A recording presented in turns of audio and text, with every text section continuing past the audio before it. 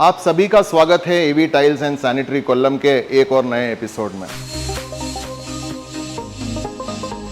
आज इस एपिसोड में हम आपको एक लाइव वर्कशॉप दिखा रहे हैं कि टाइल एक्चुअली कैसे ले करनी चाहिए। टाइल ले करने का एक्चुअल जो तरीका है वो क्या होता है। इस वीडियो में जाने से पहले हमको ये जानना जरूरी है कि कितने तरह के टाइल लेइंग्स हैं। तो टाइल लेइंग बेसिकली दो तरीके से की जा सकती है। पहला है कि जहाँ पे जो कन्वेंशनल मेथड है कि आप फ्लोर को लेवल करते हैं और उसके बाद उसके ऊपर सीमेंट पानी में मिला के वो डालते हैं और उसके ऊपर टाइल फिक्स करते हैं। ये तो रहा कन्वेंशनल मेथड जो पिछले 20-30 साल से हम लोग कर रहे हैं। लेकिन इसके अलावा एक दूसरा मेथड जो अभी मॉडर्न मेथड है और वो ये है कि आप पहले स्क्रीड करते हैं, टाइल को फ्लोर है आपका, आप उसको लेवल करते हैं थोड़ा टाइट प्लास्टर करके कि वो काफी सख्त होता है और कुछ दिन बाद, लेट्स से 2 से 3 या 4 से 5 दिन बाद आप उसके ऊपर जो टाइल अडेसिव है, जो भी आपका अप्रोप्रिएट टाइल अडेसिव है, आप वो टाइल अडेसिव यूज करके आप उसके ऊपर टाइल लगाते हैं। तो इस वीडियो में जो हम वर्कशॉप में आपको दिखा रहे हैं ये दूसरा वाला मेथड है, जो नया मेथड है कि जिसमें आप टाइल अडेसिव यूज करके कैसे टाइल को लगा सकते हैं। और काफी इंफॉर्मेटिव वीडियो है, ध्यान से देखिए, पूरा देखिए और इसके बाद में हम आपसे मिलते हैं। ये देखिए यहाँ पे जो फ्लोर आपको दिख रहा है ये फ्लोर है, ये स्क्रीड किया हुआ फ्लोर है। स्क्रीड किया हुआ फ्लोर मतलब कि इसमें सीमेंट थोड़ा ज़्यादा है, जो मिट्टी है और पानी थोड़ा ज़्यादा है, मतलब जो हम दीवार पे प्लास्टर करने के लिए यूज़ करते हैं वही कंसिस्टेंसी वाला मटेरियल है और उसको स्पिरिट लेवल पे स्क्रीड किया, मतलब ये स्क्रीड किया हुआ है। इसको इंग्लिश में स्क्रीड बोलते हैं और हिंदी में हम चाहते हैं इसे प्लास्टर्ड सरफेस बोल सकते हैं। जो एक्चुअल हिंदी वर्ड तो मुझे इसका पता नहीं क्या है, लेकिन ये लेवल है और ये कम से कम टाइलिंग करने से 3 से 5 दिन पहले किया हुआ है और इस पर अच्छी तरह पानी डाल के इसको सॉलिड किया हुआ है। तो ये आप देखिए जो टाइल इस पे बिछाने जा रहे हैं उसको पहले इसके ऊपर रखा हुआ है। तो क्योंकि फ्लोर लेवल है ऑलरेडी, स्पिरिट लेवल पे प्लास्टर किया हुआ है, इसलिए देखिए आप रखी हुई टाइलें भी बिल्कुल लेवल में है, हमको देखने से ही दिख रहा है। और अब इनमें ये देख रहे हैं कि जो दीवार से जो उसकी दूरी है वो कर रहे हैं, जो ये अभी जो ये मेजरमेंट चल रहा है ये उस चीज़ का मेजरमेंट है कि दीवार से कितनी दूर रखनी है। तो ये टाइल थोड़ी सी आगे ली इन्होंने और ये लग गई उसके साथ। और इसके बीच में इन्होंने एक स्पेसर रखा है, वो तकरीबन 3 इंच का स्पेसर है। ये जो टाइल अडेसिव उपयोग किया जा रहा है ये MY के लैटिक ग्रेड का है और मेरे ख्याल से 307 ग्रेड का होना चाहिए ये मिनिमम। और इसे देखिए बाल्टी के अंदर डाला है, तगारे के अंदर वगैरह डालने से जो है इसकी मिक्सिंग सही नहीं होती है, इसलिए हमेशा इसको बाल्टी में ही डालें। और ये यहाँ पे एक ड्रिलिंग मशीन है, जो मिक्सिंग मशीन है जो यूज़ कर रहे हैं मोटराइज। अब ये देखिए, अब ये पानी और टाइल अडेसिव डाल के और अब ये मशीन से उसको मिक्स कर रहे हैं। तो पहले तो देखिए कितना ढीला सा लग रहा है क्योंकि जो पूरा मिक्सिंग हुआ नहीं है, लेकिन जैसे जैसे ही इसकी मिक्सिंग बढ़ेगी आप देखेंगे कि ये एकदम मक्खन जैसे एक टेक्सचर में आ जाएगा, एक बटरी टेक्सचर में आएगा ये। और अभी तो जो मिक्सिंग है वो काफ़ी स्मूथली चल रही है, मशीन घूम रही है, लेकिन देखिए जैसे जैसे ये पूरा जो उसका अडेसिव है वो पानी के साथ मिक्स होगा तो अब आप देखिए कि जो ड्रिलर का स्टेम है वो वॉबल कर रहा है, वो मतलब जो थोड़ा अनसेटल हो रहा है, क्योंकि बाल्टी भी अनसेटल हो रही है क्योंकि जो टाइल अडेसिव है जो उसके अंदर जो लैटेक्स है वो अभी गीला होने लगा है और वो पाउडर जो है बराबर बनने लगा है। अब ये देखिए जो उन्होंने वो मिक्सचर है उसको इस टूल के सहायता उन्होंने जहाँ पे टाइल लगनी है सिर्फ उसी जगह पे इसको लगाया है, उसके लेफ्ट में भी नहीं गया, राइट में भी नहीं गया, क्योंकि वो वेस्ट नहीं करना चाहते, क्योंकि ये जो टाइल अडेसिव है ये काफ़ी महंगा है। तो अगर इन्होंने 307 यूज़ किया है तो तकरीबन 500-600 रुपये का बैग पड़ता है, तो ये काफ़ी एक्सपेंसिव है। और देखिए कैसा एकदम बटरी टेक्सचर है इसका, एकदम मक्खन जैसा है और यही इसकी सहायता करेगा जो टाइल में अच्छी तरह चिपकने का और टाइल और स्क्रीड को आपस में जोड़ने का जो है उसकी सहायता इसी से मिलेगी। अब इन्होंने एक बार इसमें ये कर दिया है, अब ये देखिए ट्रैवल के सहायता से इन्होंने इसको खींच के जो इसमें एक्स्ट्रा टाइल अडेसिव था वो उन्होंने निकाल लिया है। इसमें 2 फायदे हैं, एक तो ये कि हमारा ज़्यादा टाइल अडेसिव इसके अंदर लगेगा नहीं, और जो दूसरा फायदा ये है कि जो एयर पॉकेट्स बनेंगी छोटी छोटी बनेंगी और उन एयर पॉकेट्स में जो एयर जो फंसेगी वो एयर इतनी पावरफुल नहीं होगी कि जो इस टाइल को स्क्रीड पे से निकाल दे। अब ये देखिए सेम प्रोसेस उन्होंने टाइल के ऊपर भी किया है। अब ये जो प्रोसेस है ये वो प्रोसेस है जो कि 90% कारीगर करते ही नहीं है, हमने कभी देखा ही नहीं कि हम टाइल के पीछे भी लगाएं। जब नॉर्मली किसी भी एक सरफेस पर ही टाइल अडेसिव लगाई जाती है, ऐसे ही उन्होंने सीखा है। लेकिन अब आप ये जान गए, आपके सामने कोई काम होगा तो आप उन्हें बताइए कि ये टाइल अधेसिव है वो दोनों सरफेस पे लगना है। जहां आपको चिपकाना है वहां भी टाइल अधेसिव लगना है और टाइल के ऊपर भी टाइल अधेसिव लगना है। और जब ये चिपकाई जाएंगी तो कभी टाइल अधेसिव के साथ नहीं चिपकती है, अधेसिव अधेसिव के साथ चिपकता है, जैसे कि अभी होगा। अभी देखिए, अभी ये करने के बाद उनको लगा कहीं कम पड़ गया थोड़ा, उन्होंने उसको थोड़ा और उसमें डाल के उसको थोड़ा और प्रेस किया ताकि उनकी ग्रूव्स के अंदर भी, देखिए कितनी प्रेस करके ये वो चला रहे हैं कि वो हर ग्रूव में वो पहुंच गया है।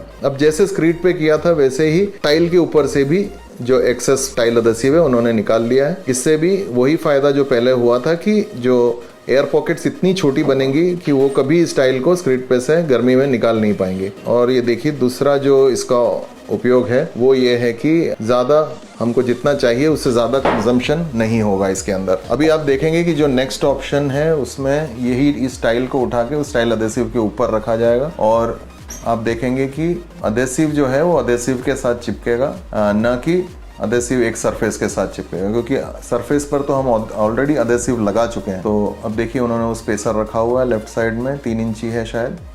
और अब ये टाइल को उठाएंगे और मैं आपको बता दूं कि ये काम चल रहा है कजारिया के कोचिन शोरूम में, और उनके शोरूम के बगल में ही थोड़ी सी जगह थी जहाँ उन्होंने इसको अप्लाई किया। और ये देखिए, ये रख दिया है बाईं साइड में, ज़रा भी वेस्टेज नहीं है, बिल्कुल क्लियर सेटिंग है। और आप ये देखिए कि जहाँ उन्होंने जिसके ऊपर उन्होंने पैर रखा हुआ है वो वही टाइल है जो अभी थोड़ी देर पहले उन्होंने लगाई है।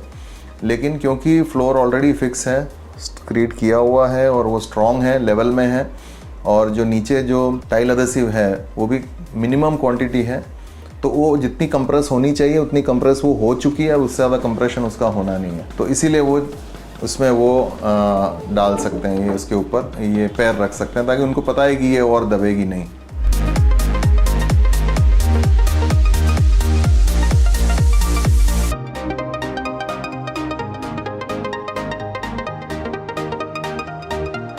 देखिए, 2 लाइन डाली जा चुकी है और ये जो कारीगर है वो जो खड़ा बैठा है जिस टाइल के ऊपर, वो अभी लगाई हुई टाइल है। तो जैसे कि मैंने पहले बताया कि क्योंकि फ्लोर पहले से लेवल है और ट्रैवल से जस्ट ज़रूरत का ही टाइल अधेसिव डाला गया, इसका मतलब है कि इससे ज़्यादा कंप्रेशन होना नहीं है और कुछ उसमें कोई लेवल का डिफरेंस नहीं आएगा। हालांकि ऐसे करना नहीं चाहिए, ये और बात है, लेकिन ये क्योंकि ये प्रैक्टिस में है इसलिए करते हैं। बाकी लगाई हुई टाइल के ऊपर ऐसे बैठना नहीं चाहिए। अब ये देखिए, लगभग फ्लोर कंप्लीट हो चुका है, एक ही दिन का काम था और देखिए कितना सही स्पेसिंग आई है, इतनी खूबसूरत लग रही है। नेचुरल स्टोन में कभी आपको ये कंसिस्टेंसी नहीं मिलेगी। अब ये जो ग्रास ये काट रहे हैं, ये ग्रास जो है आपने सही सोचा है, ये उस टाइल के बीच में लगाने का है। अब ये देखिए, छोटे छोटे पीसेस में ये ग्रास काटे हैं और ये लगाएं। वो बहुत सुंदर लगता है, केरल में बहुत ज़्यादा यूज़ होने लगा है, लेकिन कुछ जगहों पे मैंने ये घर के अंदर भी यूज़ होते देखा है, जो कि बिल्कुल नहीं करना चाहिए, क्योंकि इसके अंदर जो है धूल मिट्टी और जर्म्स का बैठना लाजिम है, वो बैठेंगे और वो घर में हेल्थ प्रॉब्लम्स क्रिएट कर सकते हैं। लेकिन घर के बाहर आप करें नेचुरल ग्रास से, नेचुरल ग्रास मेंटेन करना मुश्किल है, ये मेंटेन करना आसान है। और क्योंकि पेव्ड सरफेस है तो ग्रास तो उगेगी नहीं, तो आप ये कर सकते हैं। देखिए कितनी सुंदर लग रही है, ऑलरेडी उसका जो उसकी रूप चेंज हो गया है फ्लोर का। अभी जैसे कंप्लीट होगा थोड़ी देर में आप देखेंगे, बहुत सुंदर जो है एक पेविंग सरफेस आपको यहाँ पे देखने को मिलेगी। ये देखिए कंप्लीट हो गया और क्या कंसिस्टेंसी है इसके अंदर, जो है नेचुरल स्टोन का लुक भी है और आपके पास R11 सरफेस है कि जिसमें भरी बारिश में भी आप चल सकते हैं बिना फिसलने के डर के। और कंसिस्टेंसी देखिए कि कितना कंसिस्टेंट है जो कलर है, तो आप जो चाहते हैं एग्जैक्टली वही शेड आपको आपके घर के बाहर मिलेगा। और R11 सरफेस है, जो अगर तेल भी गिरा हुआ है आपकी गाड़ी से, कोई इंजन से कुछ लीक हुआ तेल है, तो आप उसमें भी डरने की बात नहीं है, आप उस पर भी सेफ़ हैं। और इसमें क्लीनिंग का कोई आपको वो नहीं करना है। थोड़ी बहुत धूल मिट्टी जमेगी, वो तो बाहर रखी हुई टाइलों में हमेशा थोड़ी धूल मिट्टी जमती है, और वही बरसात के साथ या आपके जो नॉर्मल पानी से आप साफ करते हैं, वो एक बार में जो भी आपका वेदर क्लीनिंग है, जो अपने आप क्लीनिंग होती है, उसमें ही क्लीन हो जाएगी। कोई स्पेशल ओकेजन है तो आप इसको अच्छी तरह ब्रश करके क्लीन कर सकते हैं, थोड़ा और फ्रेश लगेगा। बाकी बहुत ही अच्छा पेविंग टाइल सीरीज है जो अभी आया है, और लगाने का जो सबसे अच्छा तरीका है टाइल का, वो हमने अभी देखा है। तो देखिए, अभी आपका आगे से कभी आपके साथ कुछ काम होता है, आपके सामने कोई काम होता है, तो आप देखिए कि आप देखिए कि काम ऐसे ही हो, यही प्रैक्टिस वो फॉलो करें।